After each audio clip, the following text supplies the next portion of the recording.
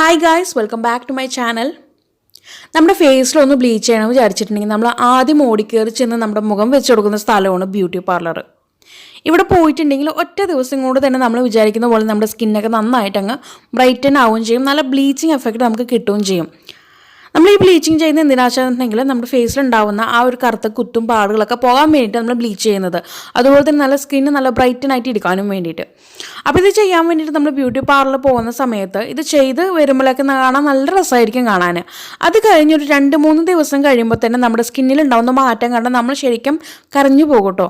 അത്രയും സൈഡ് എഫക്റ്റും മറ്റും കാര്യങ്ങളും നമുക്ക് ആ സ്കിന്നിൽ കാണാൻ പറ്റും. സ്കിന്നിൽ ധാരാളം പരുക്കളും കുരുക്കളും അതുപോലെ തന്നെ പാടുകളൊക്കെ വന്നിങ്ങനെ നിറഞ്ഞു നിൽക്കും. കാരണം ഒന്നുമില്ല, അവർ ആ ബ്ലീച്ചിങ്ങിൽ കെമിക്കലായിട്ടുള്ള ബ്ലീച്ചിങ്ങാണ് നമ്മുടെ ഫേസിൽ അപ്ലൈ ചെയ്തിരുന്നത്.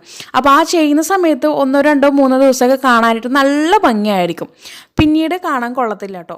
പക്ഷേ നമ്മൾ ഇന്നിവിടെ തയ്യാറാക്കാൻ പോകുന്ന ഈ ഒരു ബ്ലീച്ചിങ്ങിന് യാതൊരു വിധത്തിലുള്ള സൈഡ് എഫക്റ്റുകളോ മറ്റോ ഒന്നും തന്നെ ഇതിനകത്തില്ല.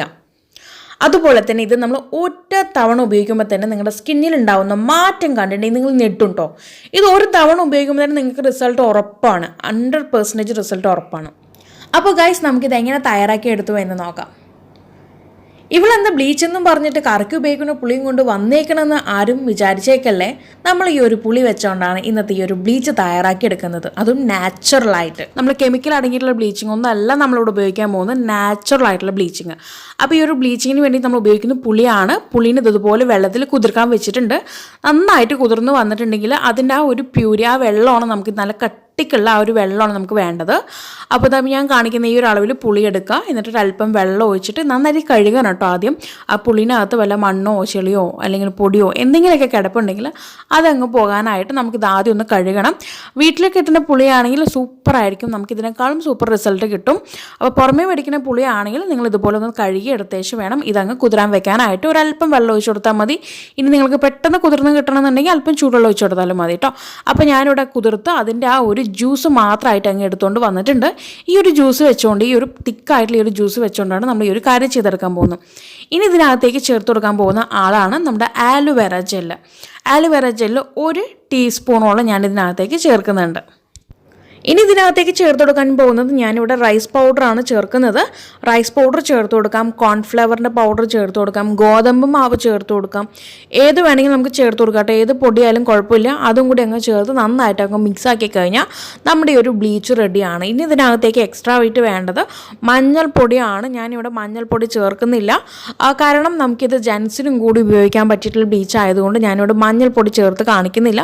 ഇനിയിപ്പോൾ ലേഡീസാണ് ഉപയോഗിക്കുകയാണെന്നുണ്ടെങ്കിൽ നിങ്ങൾക്ക് ഇതിനകത്തേക്ക് മഞ്ഞൾപ്പൊടിയും കൂടി ചേർത്ത് കൊടുക്കുകയാണെങ്കിൽ, കസ്തൂരി മഞ്ഞളോ നമ്മുടെ നോർമലായിട്ട് കുക്കിങ്ങിന് ഉപയോഗിക്കുന്ന മഞ്ഞളോ ഏതായാലും പ്രശ്നമില്ല, അതും കൂടി അങ്ങ് ചേർത്ത് കഴിഞ്ഞ് നമ്മുടെ ഈ ഒരു ബ്ലീച്ച് റെഡി ആയിട്ടുണ്ട്.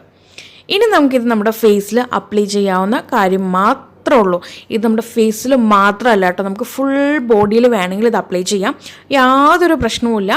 അപ്ലൈ ചെയ്തൊരു 20 മിനിറ്റ് മാത്രം വെച്ചിരുന്നാൽ മതി. അതിനുശേഷം നമുക്ക് തണുത്ത വെള്ളം ഉപയോഗിച്ചുകൊണ്ട് തങ്ങ് കഴുകിയേച്ചാൽ മതി. പക്ഷേ ഇതൊരു ആഴ്ചയിൽ 1 തവണ മാത്രം ഉപയോഗിക്കാൻ പാടുള്ളൂ കേട്ടോ. 1 തവണ തന്നെ ഏറിപ്പോയി 2 തവണ, ഇതിൽ കൂടുതൽ നിങ്ങൾ ഉപയോഗിക്കാൻ പാടില്ല. അതുപോലെ തന്നെ ഉപയോഗിക്കുന്ന സമയത്ത് നമ്മുടെ ഹെയറിലോ അല്ലെങ്കിൽ ഹൈബ്രോസിലോ ഒന്നും തട്ടാതെ വിധത്തിൽ വേണം ഇത് ഉപയോഗിക്കാനായിട്ട്. കാരണം എൻ്റെ ഒരു സബ്സ്ക്രൈബർ, ഞാൻ ഇതിനെക്കുറിച്ചൊരു മുൻപൊരു വീഡിയോ ഇട്ടിട്ടുണ്ടായിരുന്നു. അപ്പോൾ അന്നേരം ഒരു സബ്സ്ക്രൈബർ എന്നോട് പറഞ്ഞ, പേഴ്സണലായിട്ട് എന്നോട് പറഞ്ഞാണ്, ഇതെനിക്ക് അപ്ലൈ ചെയ്തിട്ട് ഈ പറഞ്ഞ റിസൾട്ട് കിട്ടിയിട്ടുമുണ്ട്, കൂടെ തന്നെ എനിക്ക് വേറൊരു സംഭവം കൂടി നടന്നെന്നാണ് പറഞ്ഞത്. ഒരു കല്ലിൽ 2 മാങ്ങാന്ന് കേട്ടിട്ടുണ്ടോ? അതാണ് നമ്മുടെ ഈ ഒരു പാക്കിനകത്തും സംഭവിച്ചിരിക്കുന്നത്. അപ്പോൾ ഇത് രണ്ടും ഞാൻ വീഡിയോ ആയിട്ട് ചെയ്തിട്ടുണ്ടായിരുന്നു. അന്ന് ഞാൻ ഇതുപോലെ കുറച്ച് പിക്ചറും കാര്യങ്ങളൊക്കെ വെച്ചിട്ട് വോയിസ് മാത്രമേ കൊടുത്തിട്ടുണ്ടായിരുന്നു, ചെയ്ത് കാണിച്ചിട്ടുണ്ടായിരുന്നില്ല. അപ്പോൾ ഈ രണ്ടിൻ്റെയും വീഡിയോയുടെ ലിങ്ക് ഞാൻ താഴെ ഞാൻ കൊടുക്കാം. അപ്പോൾ കാണുന്ന ആഗ്രഹിക്കുന്നവർക്ക് ഒന്ന് പോയി കണ്ടു നോക്കാം കേട്ടോ. കുറച്ച് പഴയ വീഡിയോ ആണ്. ഓക്കെ, അപ്പോൾ ഞാൻ കാര്യത്തിലേക്ക് വന്നില്ല.